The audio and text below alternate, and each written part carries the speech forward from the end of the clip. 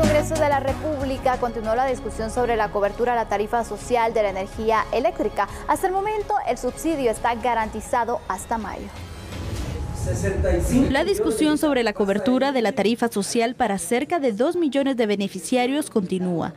Este martes, el gerente del INDE aseguró que enviaron varias solicitudes al Ministerio de Finanzas para una asignación presupuestaria específica para el aporte a la tarifa. El usuario de su factura total paga únicamente 25 quetzales. El resto es el INDE quien mete el hombro y paga este resto, que es aproximadamente 67 quetzales, ¿verdad? Sí, 67 quetzales cubre el INDE, 25 quetzales cubre el usuario. Entonces ahí ustedes pueden ver la relación que hay, que el aporte que el INDE realiza a la tarifa social realmente es significativo. Aproximadamente el año 2017 a este momento hemos hecho 4 o 5 solicitudes. ¿Respuestas o...? No hemos tenido respuestas. La respuesta que dio el Ministerio de Finanzas es que aducen pues no tener solicitudes nuestras. Yo por eso pues, las traje por ahí para mostrarlas, y también aducen que tenemos suficiente plata en caja y bancos, más no toman en cuenta todos los factores que ya previamente les mencioné. Entonces, en conclusión, lo que quedamos ahí con ellos es en hacer un análisis completo, y el señor diputado pues nos dio 15 días para poder traer ese análisis y poder definir la ruta de por dónde se va a solventar este problema. Al momento, el INDE no tiene un estimado de cuánto podría incrementar el pago del usuario sin el aporte de la tarifa social, ya que depende de los kilovatios que consuma. Entonces, al usuario le llega su factura con el precio autorizado a la tarifa social, si consume abajo de 300 kilovatios, y en los rangos establecidos por el Consejo Directivo del INDE, tiene derecho también a un aporte a esa tarifa social, es decir, doble beneficio. Es variable porque hay una tabla diferente para cada usuario. De 0 a 60 kilovatios es un rango, de 61 a 88 kilovatios es otro rango, y de 89 a 100 kilovatios es otro rango. Hablando únicamente, estrictamente del aporte del INDE a la tarifa social. A ver, antes de presentar estos datos en pantalla, Sandy, te voy a decir una cosa. ¿Te recuerdas que hablamos de este tema la semana pasada? Y bueno, y se decía que era el INDE que no lo había solicitado. Hoy que se presentó por primera vez el INDE, esta situación en el Congreso, se sabe que habían pedido 10 veces al Ministerio de Finanzas y que el Ministerio de Finanzas no les otorgó este dinero. ¿Y por qué? ¿Cuál es la justificación del Ministerio de Finanzas? Porque tenían espacio suficiente para darle cobertura. ¿Y entonces? Entonces ahora empecemos con el análisis. Vamos a ver en pantalla juntos usted y nosotros estos datos que hemos preparado para usted. Uno de los grandes retos del Estado guatemalteco precisamente es mejorar la prestación del servicio de electricidad para los usuarios de menores ingresos. Para ello fue promulgado por el Congreso de la República, imagínese usted en aquel año ya lejano, 1996, el famoso decreto 96-2000, que es la ley de tarifa social para el suministro de energía eléctrica. Ahora, la tarifa social para el suministro de energía eléctrica es precisamente un subsidio que va dirigido y está orientado para aquellos consumidores que llegan hasta un gasto de 300 kilovatios hora por mes. Y esto es para poder cubrir el aporte de la tarifa social, es que se necesitan, escuchen ustedes esto, por favor, 795.4 millones de quetzales. Pero, Sandy, no son los únicos datos que tenemos para el análisis. Por supuesto. ¿Puedes aportarnos más? Claro, y mira, al final de los 800 millones de quetzales que se necesitan para cubrir la tarifa social, el INDE tenía planificado erogar 332.6 millones de quetzales. Sin embargo, el INDE hizo un aporte extraordinario de 111 millones de quetzales que permitirá mantener la tarifa social sin aumento hasta mayo. En total, entonces, el INDE lo que planea es erogar 443.6 millones de quetzales. Y esto significa entonces que hay 351.84 millones de quetzales faltantes para cubrir la tarifa social en su totalidad. ¡Terrible! Y en esta situación, el Ministerio de Finanzas afirma que los indicadores monetarios del INDE muestran solvencia y solidez, en parte, gracias a los aportes del gobierno central en los últimos años. Pero, por el contrario, también el INDE afirma que sin el aporte del Estado no se tiene la capacidad para cubrir todo el monto sin comprometer la situación financiera estable de la institución. Entonces, ¿qué va a pasar? Esa es la pregunta. pregunta. Mientras se ponen de acuerdo, la población está que ya no sabe qué hacer exactamente. ¿Qué va a pasar después de mayo? A ver, es que fíjate, sí, estamos tan mal que ni siquiera ellos, me refiero a las instituciones, Ministerio de Finanzas, Instituto Nacional de Electrificación, INDE, saben cómo están, porque hasta la semana pasada la información que ellos aportaban era que tenían dinero para cubrir el subsidio hasta este mes de marzo. Ya posteriormente, ¿no? Al finalizar la semana anterior dijeron que no, que tienen hasta el mes de mayo. Pero como tú bien acabas de preguntar, y una vez que llegue mayo, ¿de dónde vamos a sacar esos 351 millones de quetzales? Y la pregunta aquí es muy sencilla. ¿Qué pasó en el Ministerio de Finanzas si es que es cierto que el INDE envió esas 10 solicitudes, según ellos dijeron hoy en el Congreso, por escrito y que nunca recibieron respuesta? Pero mira, yo creo que ya debe existir una madurez, correcto, tanto política como administrativa, en el sentido que no se puede estar culpando a alguien más si entonces llegaron las solicitudes, ya el INDE se amparó y dijo, bueno, aquí está, nosotros las enviamos. Y entonces Finanzas, ¿para qué intenta entonces pasarle la chibolita a el INDE? Cuando si fuera juego de ping-pong, Exactamente, la población no está para este tipo de entretenimiento. Es que las cosas aquí son serias. Estamos hablando del dinero de los guatemaltecos y que al final esto puede afectar. Correcto, yo creo que has planteado algo que me gusta mucho desde el punto de vista en que lo estás viendo, Sandy. Es decir, hay que tener madurez, y una madurez grande en los errores, llamémosle así, administrativos, en la parte político-administrativa del Estado guatemalteco. Si el error fue del INDE, pues que lo reconozcan. Si el error fue de Finanzas, igual que lo reconozcan. Si tampoco se les va a juzgar por eso, pero que ahora se busquen las alternativas de solución, porque el INDE, estamos claros, no tiene esos 351 millones de quetzales extras que se necesitan para cubrir el subsidio de la tarifa social. Y a ver, y aquí vamos a ponerlo entonces ya en números. ¿Cómo es posible que si hay usuarios que están pagando 25 quetzales, esto pueda llegar a triplicarse? Y uno puede decir, es que 75 quetzales no es mucho. Sí, pero si tú ganas 2.992.37, que es el salario mínimo, o menos, es demasiado dinero. Por supuesto, y es que al final todo lo que, mira, las familias hacen un presupuesto, ya están con el mes a mes. Correcto. A veces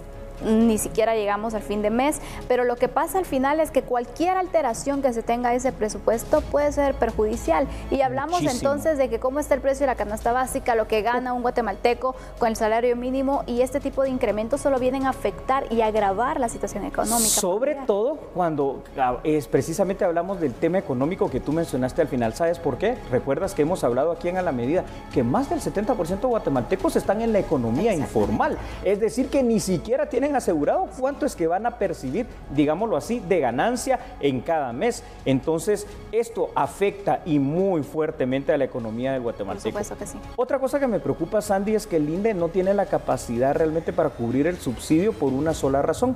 Ellos, como empresa productora de energía eléctrica, a pesar de que son la empresa nacional, solo producen el 22% de la energía que se consume en este país. Lo demás lo producen empresas privadas. Claro. Entonces, no hay de dónde poder estirar ese presupuesto, pero aquí hay una situación. Ministerio de Finanzas Públicas, que maneja los presupuestos de todas las carteras e instituciones públicas, puede ir buscando desde ya los espacios presupuestarios necesarios para hacer las famosas transferencias presupuestarias, desorden administrativo al final de cuentas. Por supuesto, buscar soluciones, eso es lo que queremos los guatemaltecos, no más de que si tuvo la culpa el INDE, Finanzas, no, a nosotros no nos importa quién tuvo la culpa, sino que nos den soluciones concretas y que de esta forma también se busque cómo lograr dar la cobertura necesaria, porque sabemos que también que hay muchos guatemaltecos que no tienen el servicio de energía eléctrica. Muy bien dicho. Entonces, me parece bien, ya casi a manera de conclusión, de todas maneras, prepárese y estemos pendientes. Acá seguiremos dándole seguimiento a este tema, porque si no, a partir del mes de mayo, empecemos a pagar todo lo que se pueda pagar, porque lo que haríamos sería pagar muchísimo más, el doble o el triple en energía eléctrica, y eso no es justo. Por supuesto, vamos a concluir entonces con este tema, Julio, pero hay otras noticias que también tenemos que dar a conocer. Perfecto. Y es que las autoridades de distintos ministerios y entidades aprobaron un proyecto que busca atender a las familias que vieron afectadas por la sequía en el 2018. ¿De qué se trata este proyecto? Aquí le explicamos en A la Medida. Miembros del Consejo Nacional de Seguridad Alimentaria y Nutricional, CONASAN, aprobaron el Plan para la Atención del Hambre Estacional 2019, que busca implementar estrategias de apoyo a familias que se vieron afectadas por la sequía en 2018. serán más de 900 millones de quetzales que serán destinados para este proyecto. El plan desde hoy queda aprobado incorporando las observaciones que hace la sociedad civil, pero la intensificación de los esfuerzos se hará oportunamente. ¿Qué quiere decir esto? Cada una de las instituciones tiene planificación financiera, que es lo que de alguna manera rige la intervención de todas las actividades planteadas. Entonces, la vigencia del plan es inmediata. A partir de hoy queda aprobado el plan y ese es un respaldo legal administrativo para poder echar a andar los programas que cada una de las instituciones ya tiene identificados. Nosotros estamos como Ministerio de Agricultura hablando de lo que es un botiquín pecuario. Esto es poder llevar proteína animal a las diferentes familias de nuestro país. Se decía de que no se cuenta con presupuesto por parte del Ministerio, sin embargo, ahora con lo que se habló con el presidente de la Comisión de Finanzas y miembros de la Comisión de Finanzas del Honorable Congreso de la República, nosotros vamos a poder invertir lo que nos corresponde para poder poner en marcha los botiquines pecuarios para hacer nuestra parte. Esta es una de las partes que es el Ministerio de Agricultura, porque también se mencionó el sistema de extensión agrícola. El plan asistencial se enfocaría de forma similar al de 2018, cuando se asistieron a por lo menos 300.000 familias. A ver, quienes son contemporáneos míos lo sabrán. Tú eres muy joven todavía, pero teníamos un documento de identificación que se llamaba cédula de identidad, fíjate. Y yo todavía lo tuve por unos meses, pero ¿qué pasó con el DPI después? Eso es lo que vamos a hablar. ¿Debe o no debe vencer y fenecer a los 10 años? No cambie, somos a la medida. Ya volvemos. Gracias por continuar con nosotros. Hablemos del DPI y la vigencia de este documento que podría quedar indefinida. Y esta es la propuesta para modificar entonces que se realizó en la Comisión de Legislación y Puntos Constitucionales del Congreso. Es la iniciativa número 5512. La Comisión de Legislación y Puntos Constitucionales dará dictamen favorable a la iniciativa de Ley 5512, ley que amplía la vigencia del documento de identificación DPI. Este dictamen contempla algunas modificaciones y una de ellas es que la vigencia del documento sea indefinida. Creemos que si tiene vencimiento es decir a la persona usted no existe, no se puede identificar, no tiene personalidad. Decidimos que la vigencia del DPI debe ser indefinida, o sea que hay un mensaje para los televidentes, cuídenlo, porque el DPI les puede y debería durar toda la vida. Sí, mire, el mismo usuario, el ciudadano va a saberlo. Llega al banco a cambiar un cheque y le dicen, mire usted, ya está dañado, lo tiene rajado, despintado, ya no se lo podemos aceptar. Eso es el mensaje para que el usuario llegue al RENAP y lo cambie. Pero si lo cuida, lo emplastica, lo guarda bien, le puede durar toda la vida. Y así debería ser, porque así no molestamos al usuario a tener que hacer trámites innecesarios si es cuidadoso con su DPI y no estamos haciéndolo gastar. Esta iniciativa fue presentada ante Dirección Legislativa el pasado 5 de diciembre, con el fin de evitar complicaciones de cara a las elecciones. Según el Registro Nacional de las Personas, el 31 de diciembre serán más de 395.000 documentos de identificación sin vigencia, de no aprobarse antes esta iniciativa. Lo hablábamos fuera de cámara contigo, Sandy. Sí. Y es que me compartiste algo que quisiera que supieran nuestros televidentes. Hay personas que no saben qué. Exactamente, no saben, cuando les preguntas cuándo se vence tu DPI, se quedan, ¿y vence? Imagínate. Imagínate. Y hablamos entonces de personas con escolaridad y sin escolaridad, es decir, la duda respecto al vencimiento del DPI es generalizada. Tienes toda la razón y es por eso que vamos a empezar este análisis para ver qué es lo que sería más prudente y conveniente. Por favor, Sandy, nos comparte los datos. Así es, y como le habíamos indicado entonces, sí, tiene una fecha de vencimiento y esta fecha es de 10 años. A partir de mayo comienza a vencer los primeros DPI que fueron emitidos en el 2009, imagínense, y en total este año vencerán 409.000 DPI DPI. Tómelo en cuenta, si usted no sabía, bueno, en la parte de atrás normalmente es donde se ubica entonces la fecha de vencimiento para que usted lo vaya tomando en cuenta inicia con el trámite correspondiente. Y para poder emitir un voto en las próximas elecciones es necesario que muchos tengan que renovar este documento para de esta manera tenerlo, pero hay que hacerlo con tiempo.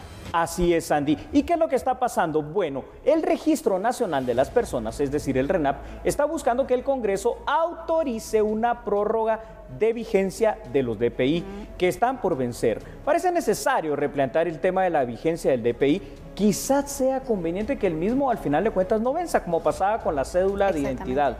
Algo que contempla la iniciativa que tú ya mencionaste, es decir, el proyecto de ley 5512, que se llama Ley que amplía la vigencia del documento de identificación y que hoy obtuvo el dictamen favorable.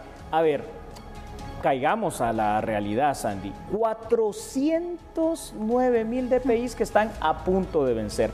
Las elecciones están a la vuelta de la esquina, 16 de junio. Si el RENAP en tantos años ha sido incapaz, llamémosle así, de poder identificar a todos los guatemaltecos que deban identificarse a través del documento del DPI, yo dudo que lo puedan hacer ahorita. Dicen que tienen las impresoras y más de 1 millón de esos plásticos para la impresión del DPI, pero no sé si tengan la efectividad necesaria.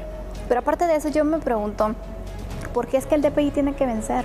Esa es la pregunta de preguntas. Sí, a veces, imagínate, hay muchas personas que ni siquiera han tramitado su DPI por primera vez. Correcto. Y ahora tener que renovar genera mucha duda y genera entonces también hasta cierto punto esa problemática en la gente cuando se dé cuenta, bueno, veamos la fecha de vencimiento, ya se venció y no va a poder realizar distintos trámites. Y ojo con eso, ojo con lo que estás diciendo, Sandy, porque imagínate a alguien que no sabe que el DPI se le venció, va a cambiar su cheque, por ejemplo, de pago y sorpresa, no se lo cambian porque el DPI está vencido. Recuérdate que muchas veces en el banco lo ingresan en esos lectores de chip y ahí sale esa fecha de vencimiento también. A ver, no es que esta iniciativa de ley diga nunca más va usted a pagar por un DPI, porque sí contempla que si se te extravía, si se te deteriora al punto de que no se vean tus datos, o si te lo roban, entonces sí tengas que pagar una reposición del DPI.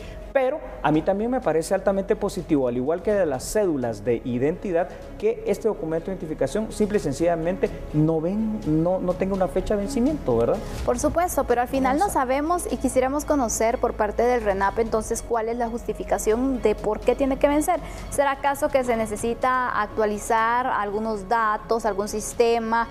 ¿O por qué? Porque si al final lo único que necesitan es cambiar el plástico, se puede hacer con una renovación, ¿no? Correcto, y cuando sea absolutamente necesario, nada más. Claro.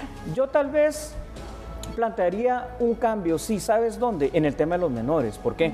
Porque sacas, digamos, un DPI para un menor de 12, 14 años, por supuesto que de aquí a 20 años el cambio es total. Entonces, tal vez en esa situación poder prever algún cambio en algún determinado momento. Pero con las personas adultas no, es decir, se supone que el DPI ya presta una garantía que no tenía la cédula de identidad, al menos, por lo menos en la teoría de que no va a ser falsificado.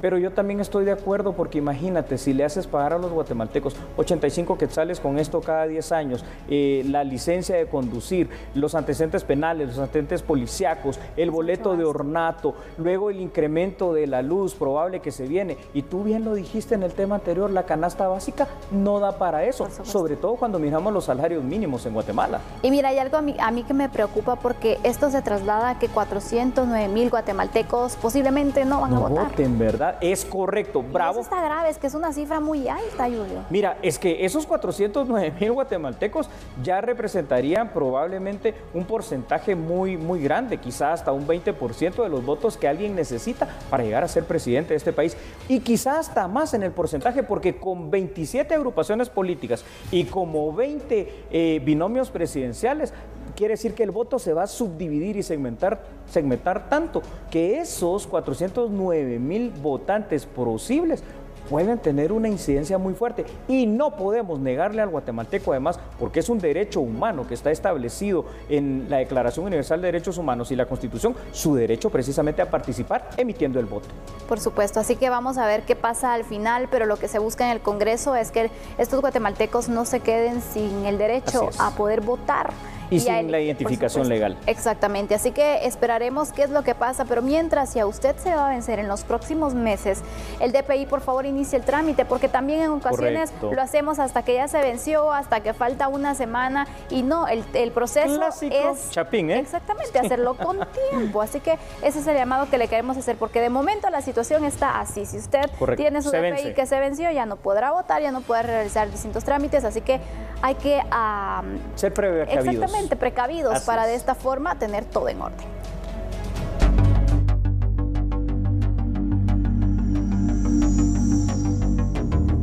En otra información, los magistrados de la Sala Tercera de Apelaciones recomendaron que no se le retire el derecho de antejuicio al alcalde de Santa Catarina Pinula, Víctor Alvarizáez, como lo solicitó el Ministerio Público, pero conozca cuál es la justificación. En octubre de 2018, el Ministerio Público presentó una solicitud de retiro de inmunidad en contra del funcionario municipal Víctor Alvarizáez. La institución solicitó se le retirara el derecho de antejuicio a Alvarizáez para que fuera investigado por un pago millonario de indemnización que la comuna realizó al ex jefe edil Antonio Coro. La investigación de la Fiscalía contra la Corrupción logró la captura de 8 personas, integrantes de la Municipalidad de Santa Catarina Pinula, de haber autorizado el pago de aproximadamente 4 millones de quetzales para Antonio Coro. La acusación contra los primeros procesados determinó que el pago fue ilegal. Coro renunció al cargo para dedicarse a su campaña electoral. Los magistrados de la Sala Tercera analizaron la petición de la Fiscalía y consideran que no hay indicios criminales suficientes para recomendar que a Víctor Alvarizáez le retiren el derecho de antejuicio. Las 8 personas capturadas en octubre de 2018 quedaron bajo una investigación. En la siguiente audiencia de proceso se conocerá si deben o no enfrentar un juicio por el delito de peculado por sustracción.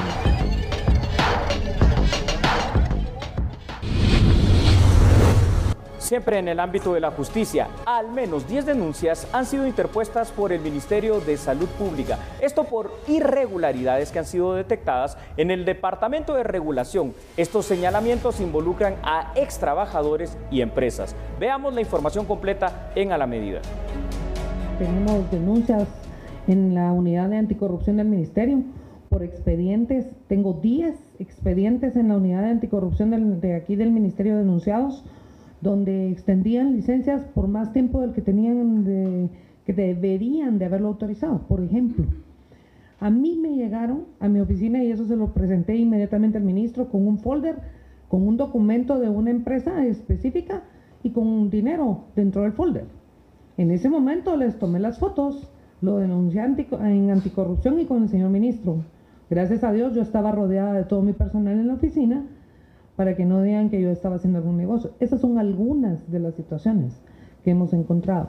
Teníamos personal del departamento que tenía dentro de su horario laboral supervisión de farmacias y regencias, dentro de su mismo horario laboral. ¿Cómo pueden tener 40 farmacias a supervisar ellas?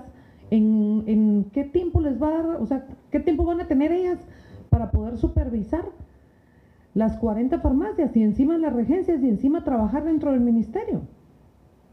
Y esas son cosas que definitivamente, cuando uno les quita el poder, cuando uno les quita la potestad que tenían ellas dentro del departamento de entrar como que era su casa, ya no les gustó. Cuando nosotros entramos en el mes de octubre, encontramos un departamento totalmente desordenado. Sí, es cierto, con expedientes en el piso, con una presa de expedientes de más de 7,000 expedientes pendientes de resolver, y nosotros empezamos a trabajar al respecto. Los casos a los que se refiere la jefa del Departamento de Regulación del Ministerio de Salud Pública involucran a un cuerpo colegiado, una asociación de químicos y posiblemente a extrabajadores. Chávez indicó que a raíz de los cambios y las denuncias, personas han tratado de obstaculizar su trabajo. Y han seguido interponiendo amparos, solicitudes de amparos provisionales, para que no trasladáramos la dirección y sus departamentos. aduciendo un montón de situaciones que son falsas, como por ejemplo el hecho de que no hay parqueo. Yo le voy a hacer una pregunta a la población: ¿en qué institución del gobierno o del Estado a uno le dan parqueo? Y bueno, ahora tenemos que hacer una pausa, pero cuando regresemos abordaremos una problemática a nivel ambiental. La reforestación, pero todo provocado por la mano del hombre, los incendios forestales. Los incendios forestales y ese costo. Así que no cambie, porque somos a la medida.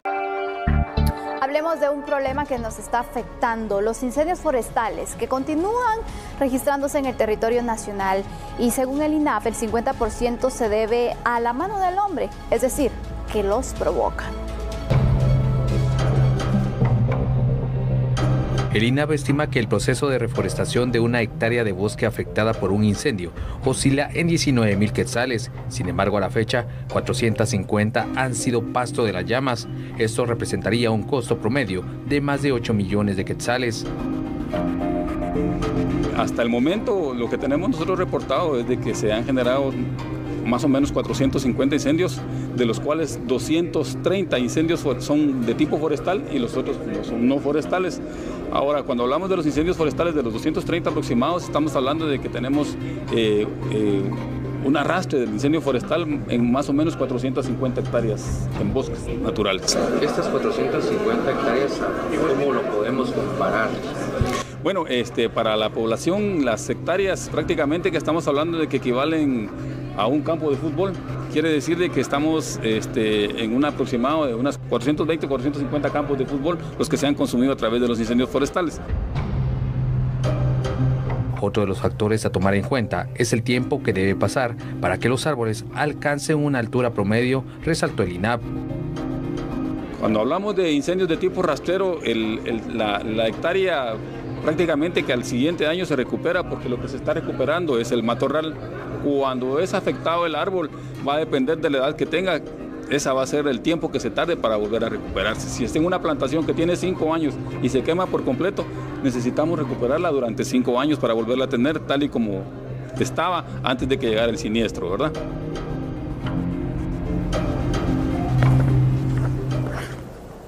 Bueno, este tema es por demás preocupante. El impulso del cambio climático a las temperaturas extremas es un factor importante. Durante los próximos meses y años, la estación calurosa será cada vez más intensa y usted lo ha sentido en estos días, lo que a su vez causará un aumento en el número de incendios forestales. Este año se espera una temporada de verano corta, pero fuerte e intensa. Se espera que entre finales de los meses de mayo y abril se registrará un mayor número de incendios forestales, lo cual es por sí ya bastante dramático. Pero si usted cree que esa es toda la información, Sandy Monroy, mi compañera, le compartirá otra para hacer este análisis juntos con usted en casa. Así es, Julio, porque tenemos que analizar el panorama que es preocupante para este año y porque es aún más relevante la estimación del costo que tenemos que realizar del proceso de reforestación de una hectárea de bosque que oscila entre 19,000 quetzales. Imagínense ustedes, reforestar las 450 hectáreas de bosque afectadas durante este año, solo durante este año, representaría alrededor de 8 millones de quetzales. Y aún falta mucho para que se termine. Ese año es lo más preocupante. Tienes toda la razón, apenas estamos iniciando. Exactamente, Sandy. Y por eso es que el INAF prevé ejecutar este año 391 millones de quetzales en programas de incentivos forestales. Y hay que mencionar que durante la temporada 2017-2018 de incendios forestales se estima que se registraron un poco más de 1,000 incendios que afectaron 13,379 hectáreas en todo el país. Preocupante. Sí, esto es muy preocupante. Solo para tener una idea, aunque ya la nota lo dijo muy claramente, estas 450 hectáreas, que por cierto no son las únicas, Sandy, estamos hablando solo de una porción del daño que hemos causado, representan, para tener una idea clara, más o menos 450 campos de fútbol. Ahora, es evidente que el INAF tiene el dinero, porque esos 391 millones de quetzales son solo parte del presupuesto que ellos manejan. Pero yo tengo una pregunta: si tienen ese dinero, ¿en qué se ha invertido ese dinero a lo largo de los años? Es decir, ¿será que el dinero de verdad se está invirtiendo en esta situación para poder reforestar, o que se va, como en muchas instituciones, en el pago de salarios, que es puro gasto administrativo que no nos trae ningún beneficio. ¿Qué medidas de mitigación se pueden realizar y de prevención? Eso es lo que tú te refieres, de ver entonces cómo podemos prevenir también estas situaciones. Si bien en un alto porcentaje, el 50%, imagínate, de los incendios forestales son provocados por el hombre. Es decir, se necesitan entonces esas campañas para generar conciencia sobre el cuidado del medio ambiente y evitar los incendios forestales. Mira qué buena idea, porque por ejemplo en el interior de la República, a través de las famosas radios comunitarias o algún otro medio de comunicación social, pudiera hacerse este tipo de concientización dentro de la población, que hay que cuidar los bosques. Claro. Si queremos agua, si queremos cosechas, si queremos realmente darle un futuro mejor a nuestros hijos, tenemos que cuidar los bosques, porque cada vez Guatemala se siente ese cambio climático, cómo nos ha afectado. Mira, esto tú no lo recordarás, hace muchísimos años, imagínate la edad que yo tengo. Bueno, Guatemala se le decía el país de la eterna primavera, pero es que ahora, de verdad, y esto parece broma, pero es el país del eterno verano. Las temperaturas están altísimas en nuestro país. Y mira, hay quienes de manera de broma, pero la verdad es de que sí tienen mucha razón, indican que ahora solamente hay dos tipos de estaciones, el invierno y el infierno. Y es que en realidad es así, o llueve mucho o las temperaturas entonces son muy elevadas. En realidad no tenemos ningún tipo de intermedio al final. Pero lo que llama la atención es que en realidad se tiene que generar esa conciencia en la población, porque imagínate, hay algo preocupante. De este 50% de los incendios forestales que son provocados por el hombre, muchos de estos se registran por ejemplo, la roza agrícola. Es correcto. Es decir, un terreno donde realizan esta roza agrícola para de esta manera preparar el terreno para cultivar y después se sale de control, entonces el terreno al final va perdiendo esa fertilidad. Y al final entonces los agricultores se quedan sin nada. Yo no entiendo cómo todavía no hemos logrado frenar esa situación, porque tú lo dijiste de una manera muy clara. Es decir, la roza te funcionará agrícola, en este caso, 1 o 2 veces, pero después lo que haces es realmente ir creando un terreno que va a ser desértico dentro de unos cuantos años, y esto les afecta muchísimo a los agricultores. Ahora, algo que es preocupante es el tema de que cada vez hay menos bosques en Guatemala. Y yo me pregunto, Sandy, no sé tú qué piensas de esto, ¿por qué no hay este tipo de conciencia también en los colegios, en las escuelas, y se le enseña a los niños la importancia de cuidar el medio ambiente y se les lleva a hacer jornadas? Si te imaginas tú que cada año todos los colegios, institutos públicos y privados sembrara un arbolito cada niño, bueno, de aquí a 20 años la cosa cambiaría, pero es que no hacemos ni siquiera eso. Y aparte, en ocasiones se hace, pero no solamente es de llevar, sembrar el arbolito, sino que hay que cuidarlo, necesita el riego. Y bien dice una famosa frase, que un ser humano debería hacer 3 cosas en la vida fundamentales: sembrar un árbol, escribir un libro y tener un hijo. Así es. Entonces, al final tenemos que crear esa conciencia y lo invitamos a usted también para que se pueda unir y evitar entonces estos incendios forestales, porque si 50% se puede evitar, porque claramente está dicho entonces que es provocado, entonces hagamos algo. Si hace una fogata, asegúrese que el fuego esté bien apagado, que no se pueda propagar. En el tema de la agricultura también tomar las medidas de precaución, porque al final no sabemos si este incendio forestal puede abarcar viviendas, puede salirse de control y provocar una tragedia. Exactamente. Una cosa para concluir, si me lo permites. 19,000 quetzales, le recuerdo a usted, cuesta reforestar 1 hectárea de terreno nada más. ¿Cuánto cuesta un arbolito? Muchísimo menos. Sembremos un árbol, por favor, por nuestro país. Y de esta manera concluimos. Esperamos generar conciencia en usted para que apoye el medio ambiente. Ahora hablemos de otros temas. Médicos del Roosevelt y el Ministerio de Salud Pública presentaron en la vista pública en el máximo tribunal del país, en la Corte de Constitucionalidad. Hablamos entonces un tema relevante que aquí se lo damos a conocer. Este martes se vacó la vista pública en la Corte de Constitucionalidad en relación al amparo provisional otorgado a Liliana Salazar Duarte, quien en representación del Ministerio de Salud Pública promovió el pasado 9 de agosto de 2018 un amparo en contra de la Junta Directiva del Cuerpo de Médicos del Hospital Roosevelt por la atención irregular en la consulta externa del mencionado hospital. Ambas partes expusieron por un lapso de 15 minutos sus alegatos a los magistrados de la Corte de Constitucionalidad. Los galenos solicitan insumos de calidad, abastecimiento de medicamentos, reivindicación laboral, lo cual implica una mejoría en la atención a los pacientes.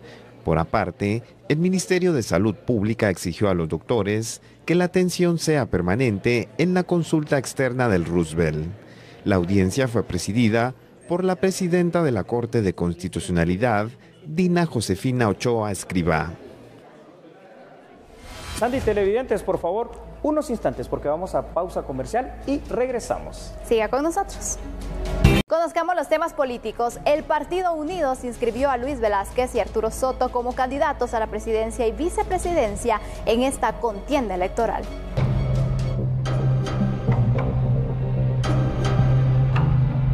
El presidenciable Luis Velázquez se presentó al registro de ciudadanos en compañía de su compañero de fórmula Arturo Soto para entregar el formulario de inscripción al registro de ciudadanos del Tribunal Supremo Electoral. Velázquez señaló que se espera que las próximas elecciones sean un proceso transparente. Y por eso es que el día de hoy nos hemos registrado ya como candidatos a la vicepresidencia, el licenciado Manuel Arturo Soto Aguirre y un servidor de ustedes, Luis Velázquez, por el Partido Unidos. Estamos participando en esta fiesta cívica que es histórica para nuestra Guatemala. Nosotros aquí nacimos, aquí vamos a dar lo mejor de nosotros y primeramente Dios, con el apoyo de toda la población guatemalteca, este sea un proceso cívico de altura. El Tribunal Supremo Electoral ha hecho un trabajo histórico en las elecciones anteriores y ahora esperamos que sea un garante de este proceso. Hasta este martes, 12 partidos han presentado su expediente de inscripción. Solo 9 de ellos ya cuentan con credenciales. En otro orden informativo, para la sesión de este día miércoles, el Pleno del Congreso de la República conocerá en tercer debate un préstamo por 120 millones de dólares a efecto de que la Universidad de San Carlos de Guatemala pueda invertir en infraestructura. Veamos la información en A la Medida.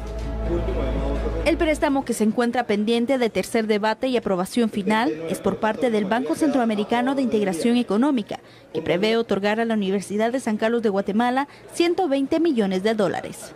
Diputados de la bancada Podemos comentaron sobre dicho préstamo, que está en agenda para que el Pleno lo conozca en tercer debate este miércoles. Hacer un compromiso de aprobar el préstamo considerando que la universidad necesita recursos para invertir en los departamentos de nuestro país y los diputados de los diferentes distritos de nuestro bloque. Hemos hecho el compromiso con la Universidad de San Carlos de Guatemala para que el día de mañana aprobemos ese préstamo, el cual debe traducirse en votos todos los discursos que la semana pasada escuchamos de diferentes diputados de todas las bancadas representadas en el Congreso de la República, porque la universidad no puede seguir esperando. Así es que nuestro bloque sigue comprometido, trabajando en pro de todas esas necesidades que el pueblo de Guatemala afronta, y hoy pues la información que les trasladamos es que el préstamo de la universidad esperamos sea aprobado. Los 120 millones de dólares serán para financiar la tercera etapa del programa de inversión en infraestructura, dividiendo en un 60% para centros regionales y un 40% para la sede central. El exministro de Finanzas, Julio Héctor Estrada, recibió su credencial que lo acredita como candidato a la presidencia del partido Compromiso, Renovación y Orden, creo. El registro de ciudadanos, luego de realizar su análisis, aprobó la candidatura de Julio Héctor Estrada y Yara Argueta como candidatos a la presidencia y vicepresidencia del país. Ambos se presentaron al Tribunal Supremo Electoral a recibir su carnet. Nosotros esperamos y sabemos que vamos a encontrar un electorado informado, un electorado que piensa, que analiza y que cuando llegue el mensaje y tenga que elegir entre la gente más capaz, que tiene una hoja de vida que demuestra las cosas que ha hecho, que es fresca, es nueva en lo político, pero al mismo tiempo tiene un récord de hacer que las cosas funcionen y tenga esa credibilidad de poner a funcionar para el beneficio de la gente. Hasta el momento, 9 binomios ya se encuentran oficialmente inscritos en el registro de ciudadanos del Tribunal Supremo Electoral. Las inscripciones se cierran el próximo 17 de marzo. Sí. La unidad de informática del Tribunal Supremo Electoral da a conocer que los primeros resultados de las votaciones podrían conocerse una hora después de cerrados los centros de votación. La proyección que tiene el ente electoral el 16 de junio, día de las votaciones, es obtener los primeros resultados de los comicios por lo menos a las 7 de la noche, es decir, 1 hora después de cerradas las votaciones en primera vuelta electoral. Tratando de blindar todo, de ver todas las contingencias que pueda suceder. Todavía tenemos 3 meses más para seguir trabajando. Estamos también ayudándonos con cooperantes internacionales que por las experiencias en otros países nos han estado otorgando. Y eso mismo también lo estamos implementando para que nuestra transmisión de datos sea lo más segura posible. ¿De qué países están recibiendo este apoyo? De Panamá y República Dominicana. Además, señaló que se publicarán los concursos de licitación para la adquisición de equipo de cómputo y software que garantizarán la seguridad de los datos. Pues la tecnología es la que está a disponibilidad de todos. Tenemos varios segmentos de seguridad que estamos poniendo a disposición del tribunal para que podamos blindar toda lo que es la transmisión de resultados en los diferentes canales que vayamos a utilizar. De esta manera concluimos el programa, pero lo esperamos mañana en punto de las 9 de la noche. Gracias. Buenas noches.